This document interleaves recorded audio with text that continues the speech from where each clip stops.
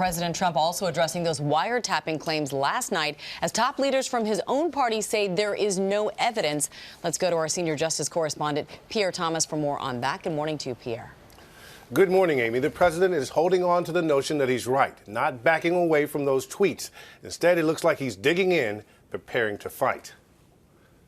President Trump taking to the airwaves last night, suggesting he can prove his Twitter claims about being wiretapped. I mean, let's see whether or not I prove it. Trump on Fox News apparently softening his claim, but still offering no evidence. Wiretap covers a lot of different things. I think you're going to find some very interesting items coming to the forefront over the next 2 weeks. But sharing for the first time in detail where he got his information.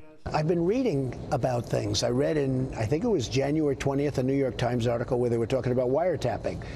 There was an article, I think they used that exact term.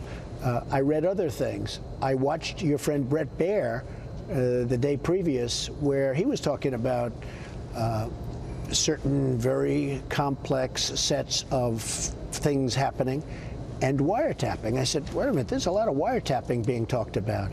I've been seeing a lot of things. None of these reports support Trump's claim that President Obama personally ordered that he be wiretapped. This as pressure continues to mount on FBI Director James Comey to publicly say what he knows.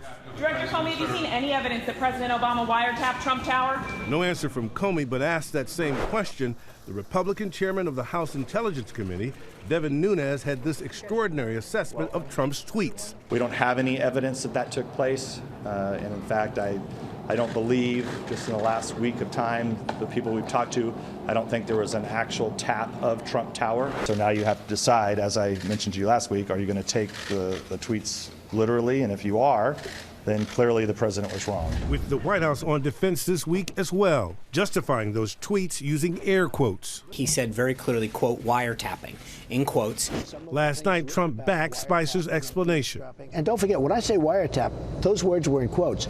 That really covers, because wiretapping is pretty old-fashioned stuff, but that really covers surveillance and many other things.